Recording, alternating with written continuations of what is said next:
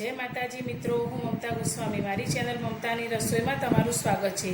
मित्रों, उनाळानी शरूआत थता ज आपणे एक वर्ष माटे घऊने स्टोर करीए छीए तो आपणा घऊं बिल्कुल सड़े नहीं अने जीवड़ा पण पड़े नहीं।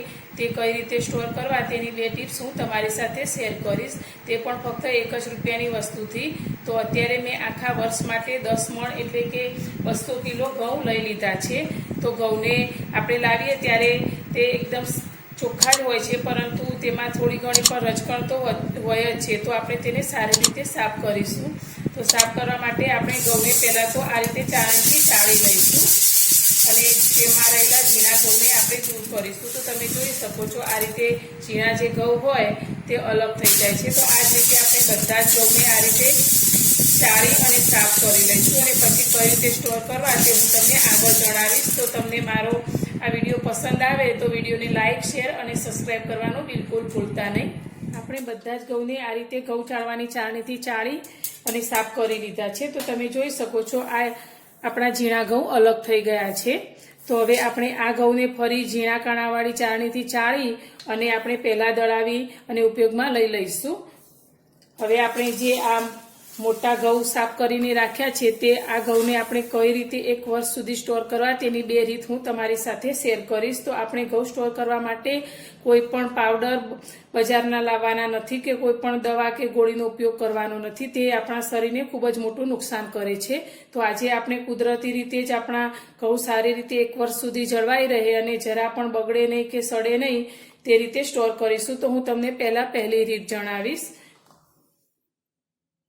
આપણે જે ઘઉં લીધા હોય તેમાંથી સાફ કરેલા ઘઉંમાંથી આપણે 10 કિલો જેવા ઘઉં એક મોટા વાસણમાં લઈ લઈશું।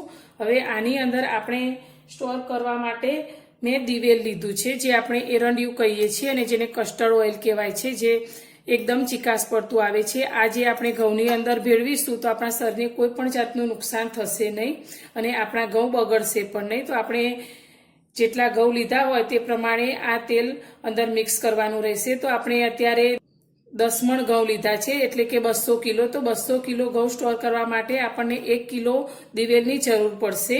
तो दिवेलने सौथी पहला तो आपणे सारी रीते गरम करी लेवानुं अने गरम कर्या पछी तेने ठंडू करी लेवानुं अने ठंडू थया पछी आ रीते आपणे पहला तो एक वासणमां 10 किलो घऊं लई लईशुं। हवे 10 किलो घऊंनी अंदर आपणे आ रीते 4 चमची जेटલું दिवेल अंदर रेड़ीशुं। तो तमे आ रीते स्टोर करशो तो तमारा घऊं बिल्कुल खराब थशे नहीं। तो आपणे आ 4 चमची जेटલું दिवेल अंदर एड करी दीधुं छे। तो हवे तेने आपणे बंने हाथथी सारी रीते मिक्स करीशुं। तो बधा ज दाणानी अंदर आपणुं आ तेल सारी रीते भળી जाए ते रीते आ रीते आपणे मिक्स करवानुं छे।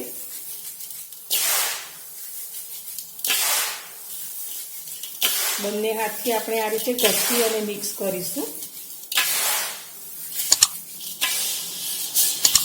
तो तमारे जेटला पण घऊं स्टोर करवाना होय तेमां तमे आ रीते 10-10 किलो घऊं लई अने आ रीते 4 चमची जेटલું दिवेल एड करी अने मिक्स करी लेवानुं।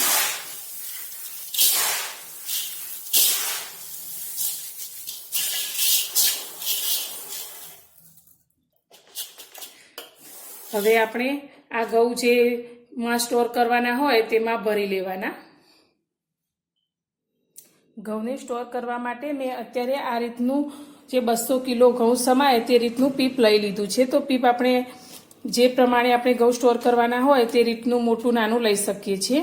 हवे तेनी अंदर आपणे आ रीतनी पॉलिथीननी जे बेग आवे छे ते अंदर पाथरी लेवानी छे। तमे जोई शको छो अत्यारे मैं आ बेगने अंदर मूकी दीधी छे। तो आ बेग लेवाथी आपणे ए फायदो थशे के ચોમાસાની ઋતુમાં ભેજના કારણે જે ઘઉં બગડી જતા હોય છે તે જરા પણ બગડશે નહીં અને આપણા ઘઉં એકદમ સરસ જ રહેશે। તો આપણે ઘઉં જેમાં સ્ટોર કરવાના હોય તેમાં આ રીતની પહેલાથી બેગ મૂકી દેવાની અને પછી જ અંદર ઘઉં સ્ટોર કરવાના। તો આપણે જે ઘઉંને દિવેલથી મોઈ અને મૂક્યા છે તેને આપણે આ પીપની અંદર ભરી લઈશું અને 1 વર્ષ માટે સ્ટોર કરીશું। હવે આપણે બીજી રીત જોઈશું।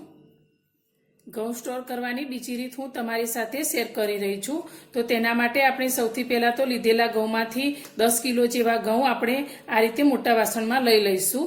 હવે તેની અંદર જે વસ્તુ મૂકવાની છે તે છે આપણી 1 રૂપિયામાં મળતી આ દિવાસળીની માચીસ। જેને આપણે 1 જ રૂપિયામાં ખરીદીને લાવીએ છીએ, જે આ માચીસના કારણે આપણા આ ઘઉં બિલકુલ સડશે નહીં, ના તો એની અંદર કોઈ પણ પ્રકારની જીવાત પડશે. તો આપણે આ રીતે માચીસ લેવાની છે અને માચીસની અંદર જે આ સળી આવે છે, જે સળીના ઉપરનો આ જે ભાગ છે કાળો, તેની અંદર ફોસ્ફરસ હોય છે, જેના લીધે આપણા આ જે ઘઉં લીધા હોય તેની અંદર કોઈ પણ પ્રકારના જીવજંતુ પડતા નથી.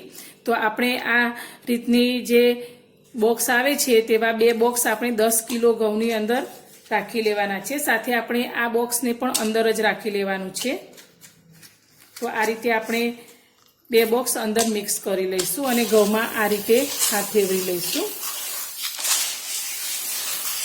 તો આપણે જે પીપની અંદર ઘઉં સ્ટોર કરવાના છે તેની અંદર આપણે આ રીતે 10-10 કિલો ઘઉં લેતા જઈશું અને આ રીતે માચીસને મિક્સ કરતા જઈશું અને અંદર પીપની અંદર ભરી લઈશું. આ રીતે ઘઉં સ્ટોર કરવાથી 1 થી 1.5 વર્ષ સુધી આ ઘઉંની અંદર ના તો કોઈ પ્રકારની જીવાત પડશે અને ના તો આપણા ઘઉં જરા પણ ખરાબ થશે. તો તમે પણ આ રીતે ઘઉંને સ્ટોર કરી શકો છો. તો તમે કઈ રીતે ઘઉં સ્ટોર કરો છો તે મને કોમેન્ટમાં જરૂરથી જણાવજો. તો આપણે હવે આ બધા લીધેલા ઘઉંને પીપની અંદર ભરી લઈશું.